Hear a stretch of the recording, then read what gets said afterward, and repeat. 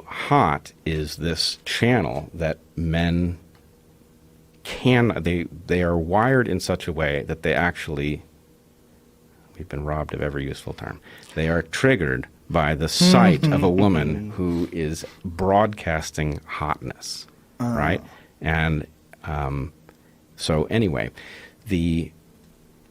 thing that I think is most important about this is we now live in a culture where we have advertisers essentially creating a kind of insecurity because insecurity causes people to spend money they otherwise wouldn't. That insecurity has women trying to capture male attention by broadcasting hotness, which of course works because men have a hard time ignoring hotness. But what I think women often don't understand is that